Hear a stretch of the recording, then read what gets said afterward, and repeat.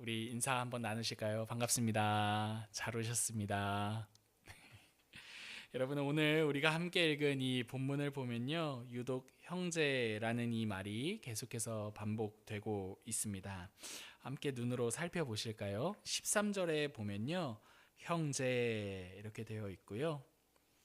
14절에도 보면 형제 되어 있고요.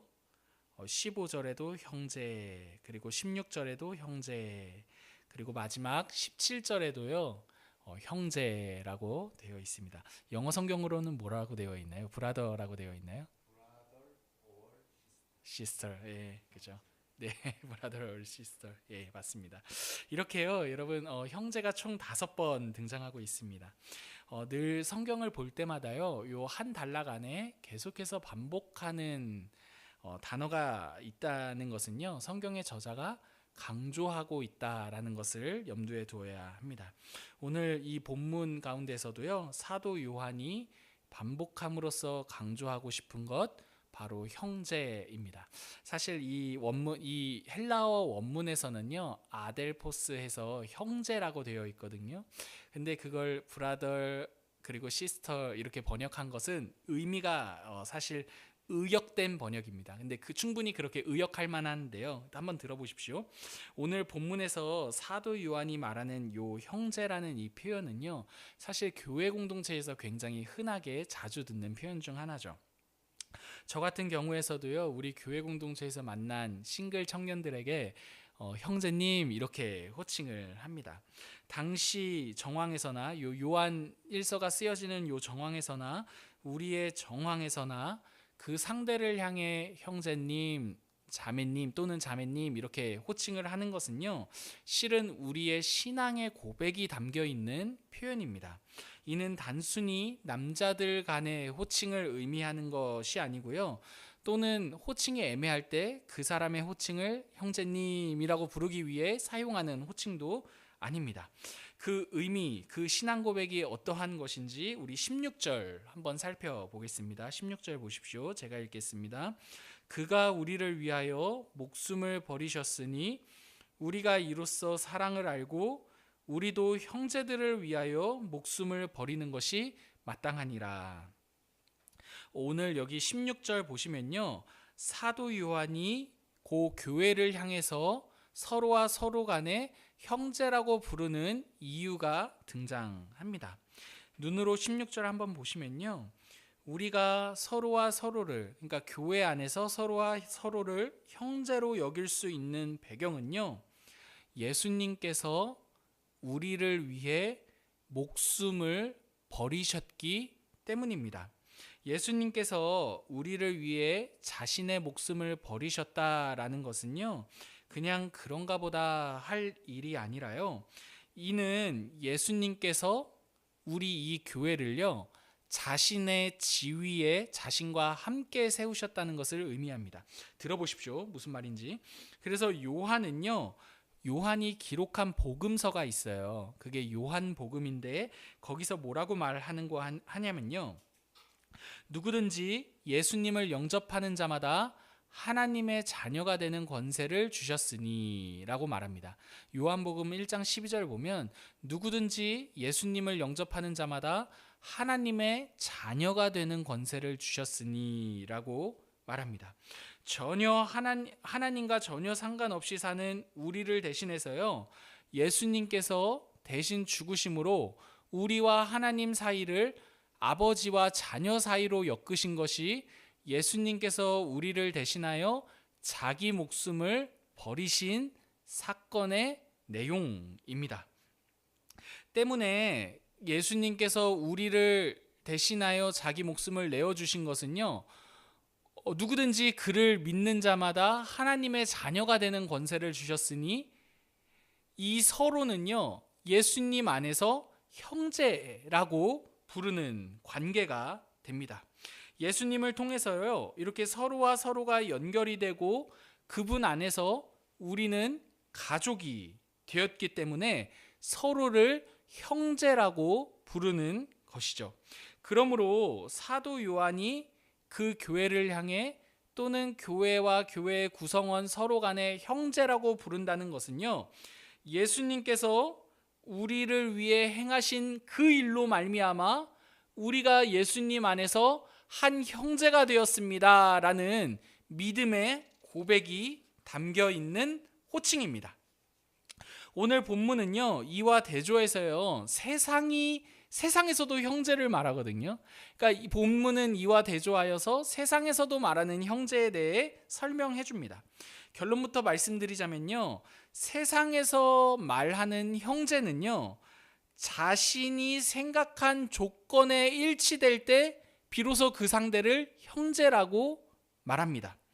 하지만 만약에 그 상대가 내가 세워놓은 원칙과 기준과 다를 때는요, 그 상대는 더 이상 나에게 형제가 될 수 없습니다. 상대를 형제로 여기는지 아닌지의 최종적인 권한과 기준이 나에게 있는 것이죠. 제 아무리 나의 혈육이라고 할지라도요, 나의 그 기준과 어긋난다면 상대를 형제로 인정할 수 없는 게 우리 인생의 수준입니다. 그래서 이러한 말을 해요. 사도 요한이 12절 한번 보세요, 여러분. 12절 같이 읽어보겠습니다. 시작.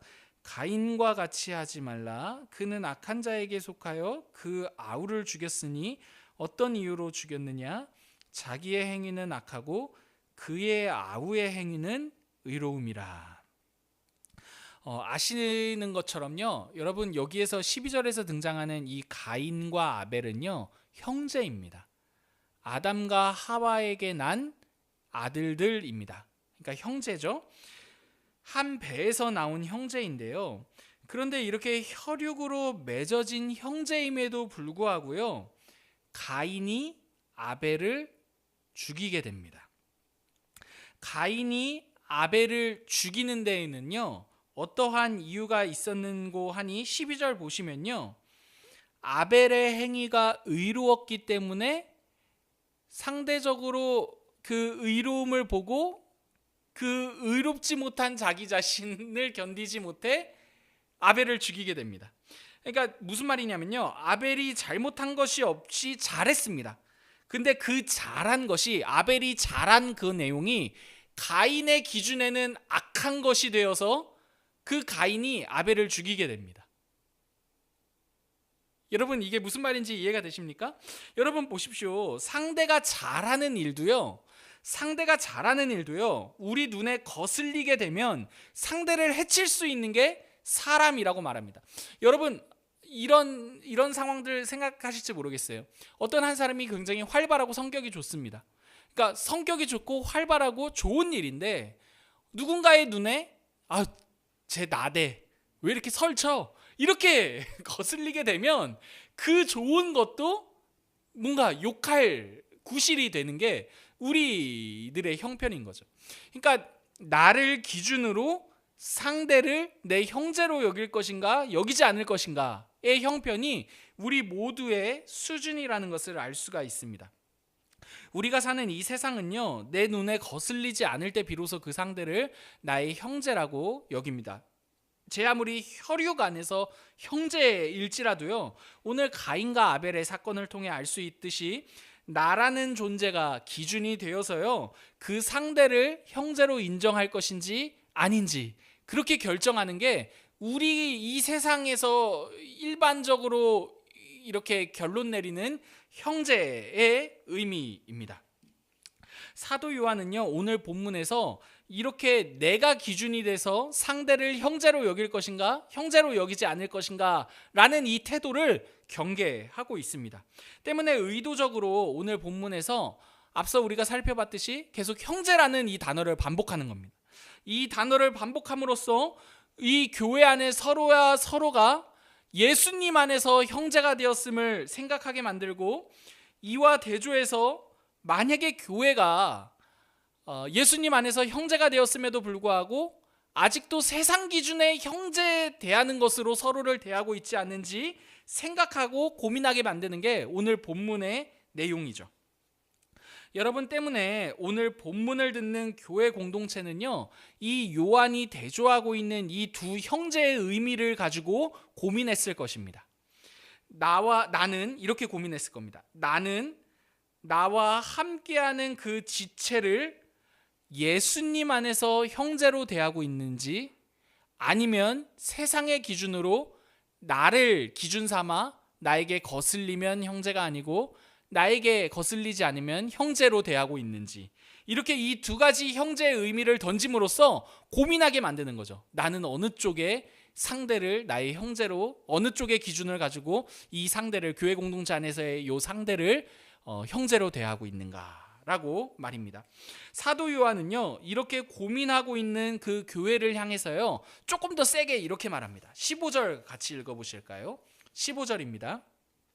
형제를 미워하는 자마다 살인하는 자니 살인하는 자마다 영생이 그 속에 거하지 아니하는 것을 너희가 아는 바라. 여러분, 15절에서 사도 요한이 말하는 게요, 굉장히 셉니다. 왜 그러냐면요, 한번 들어보십시오. 아마도 사도 요한이요, 가인을 들어 이야기하잖아요. 형제를 사랑하지 않는 사례에 대해서 아마 이렇게 생각할 수 있을 것 같아요. 가인의 이야기를 들었을 때, 야, 가인 진짜 너무했다. 어떻게 혈육인 형제를 죽이냐? 뭐 우리 중에 가인같이 행동할 사람은 아무도 없어. 이렇게 생각할 법한 그 교회 공동체를 향해서요, 자신과는 별개의 일로 생각했을 그 가인의 사례를 가지고 야, 우리 중에 가인처럼 생각할 사람이 누가 있어? 이렇게 가인의 사례를 자신과 별개로 여기며 이렇게 탈출구를 삼아 빠져나가는 그 교회 공동체를 이렇게 포획하는 거죠. 포획함으로써 이렇게 말하는 겁니다. 가인과 같이 형제를 죽이지 않았다고 할지라도, 실제 살인을 저지르지 않았다고 할지라도, 그 살인과 방불한 형제를 미워하는 일은 우리 가운데 누구나 하지 않았느냐? 이렇게 포획하게 하는 것이죠. 어떤 사람들은요, 이 말을 듣고, 야, 요한 너무 과한 거 아니야? 어떻게 살인과 형제를 미워하는 것을 동일선상에 둘 수 있어? 라고 생각할 수도 있었을지 모르겠습니다. 하지만 사도 요한이 이렇게 누구든지 형제를 미워하는 자마다 살인하는 자다라고 말하는 이 대목은요, 사실 사도 요한이 말한 대목은 아닙니다. 이 대목은 실은 이전에 예수님께서 복음서의 산상수훈을 통해서 이미 말씀하신 내용입니다. 마태복음 5장 21절과 22절 보면요, 제가 읽겠습니다. 예수님이 이렇게 말씀하세요. 옛사람에게 말한 바 살인하지 말라라고 했는데, 형제에게 노하는 자마다 살인함으로써 받는 그 심판을 받게 될 것이고, 형제에 대하여 바보라고 하는 자마다, 형제를 모욕스럽게 하는 자마다 공회에 잡혀가게 될 것이고, 그 형제를 미련한 놈이라고 무시하는 자마다 살인함으로써 받는 그 형벌, 지옥불에 들어가게 될 것이다. 이렇게 말합니다. 그러니까 살인함으로써 받게 될 형벌을 형제를 미워함으로써 받게 될 것이다 라고 말하고 있는 것이죠. 예수님께서도요, 산상수훈에서 살인에 보응하는 그 심판이 형제에게 노하고 화를 내고 욕하고 무시하는 자, 그러니까 형제를 미워하는 자에게 있을 것이라고 말씀하시기 때문에요, 오늘 사도 요한이 형제를 미워하는 자마다 살인하는 자다라고 말하는 것은요, 결코 과하다거나 지어낸 말은 아닐 것입니다. 그렇다면 여러분, 이 말을 한번 우리에게 적용해서 생각해 보시기 바랍니다. 여러분, 이 자리에 모여있는 우리는 어떠합니까? 여러분, 저는요, 사실 이 본문을 대할 때 굉장히 난처했습니다. 왜 난처했겠습니까? 저 역시도요, 형제를 미워하기 때문입니다. 여러분, 형제를 미워했다라고 과거형으로 말할 수 없는 것은요, 형제를 미워하는 이 사실이 계속 현재 진행형이기 때문입니다. 계속 현재에 반복되는 일이기 때문입니다. 물론 그렇다고 형제를 물리적으로 찔른다거나 이렇게 살인한 적은 없습니다. 하지만 모든 살인의 동기를 가만 보면 그 상대를 미워하는 것, 그 형제를 미워하는 요 뿌리로부터 시작한다라는 것을 생각해 볼 때요, 요한이 말한 대로 형제를 미워하는 자마다 살인하는 자다라는 말에 어느 정도 동의는 됩니다. 또 실제로 생각해 보십시오. 가인이 아벨을 죽인 건 역시도요, 아벨을 미워하는 그 미움이라는 뿌리로부터 시작된 행동 아닙니까? 그렇게 생각해 볼 때요, 이는 어느 정도 납득할 만한 권면이라고 생각해 볼 수 있습니다. 하지만 그럼에도 이 말은요, 충분히 우리로 하여금 동의를 얻어내기가 쉽지만은 않은 것 같습니다. 생각해 보십시오. 형제를 미워하는 것과 살인하는 것을 동일선상에 둔다는 게 너무나 과하게 느껴지는 게, 아무리 이해를 하려고 해도 조금 갸우뚱하게 생각되는 지점이라는 거죠. 그렇지만 여러분, 요 살인이라는 이 말을요, 한번 곰곰이 생각해 보았으면 좋겠습니다. 여러분, 이 살인이라는 이 말을 한번 곰곰이 생각해 보면요, 물리적인 살인만이 살인은 아니라는 것을 알 수가 있습니다. 여러분, 살인은요, 상대방의 생명을 빼앗는 것이죠. 그죠? 그러니까 상대방에게 있는 가장 소중한 것을 빼앗는 것이 바로 살인입니다. 생명은요, 우리 각자 모두에게 가장 소중한 것이죠. 그렇게 보았을 때 살인이란 상대에게 가장 소중한 것을 강제적으로 빼앗는, 폭력적으로 빼앗는 행위입니다. 만약 살인의 정의를 이렇게 조금 넓혀서 생각해 본다면요, 우리가 사는 이 세상은요, 수많은 살인의 행위가 자행되고 있다는 것을 생각해 볼 필요가 있습니다. 여러분, 가인과 아벨 사건을 좀 더 생각해 봤으면 좋겠는데요. 가인이 아벨을 죽이고 난 다음에 살인한 후에 가장 먼저 한 일이 무엇인 줄 아십니까? 자신을 위한 성을 쌓는 일이었습니다. 여러분, 가인이 왜 성을 쌓았겠습니까? 제일 소중한 아벨의 생명을 빼앗았잖아요. 빼앗고 보니 누군가도 자신의 생명을 빼앗을 수 있겠거든요. 그러니까 자기에게 가장 소중한 것들을 빼앗기지 않게 보호하기 위해 쌓은 것이 바로 성이었습니다. 이 성은요, 가인의 목숨을 지키기 위한 성이었을 것이고, 가인 자신이 생각하기에 자신에게 가장 소중한 것들을 누군가에게 빼앗기지 않기 위해 지은 성이었을 것입니다. 여러분, 우리가 사는 이 세상도 정말 마찬가지이죠. 모두가 빼앗기지 않기 위해서 살아갑니다. 더 나아가서요, 내 것을 빼앗기지 않기 위해 선제적으로 누군가의 것을 먼저 빼앗기도 합니다. 누군가에게 양보를 하면 내가 손해보고 내가 죽는 것이기 때문에, 내 것이 빼앗기는 것이기 때문에 양보하는 것보다 양보하지 않는 것이 우리 이 세상의 어떤 정서가 되었고, 생명을 더 우리의 생명을 더 잘 보존하고 유지해야 하기 때문에 그 상대의 것을 잘 뺏어오는 게 이 세상이 돌아가는 어떤 방식입니다. 우리가 사는 이 세상에 굉장히 적나라한 민낯이죠. 여러분, 이렇게요, 적극적으로 빼앗는 것만이 살인의 장면은 아닙니다.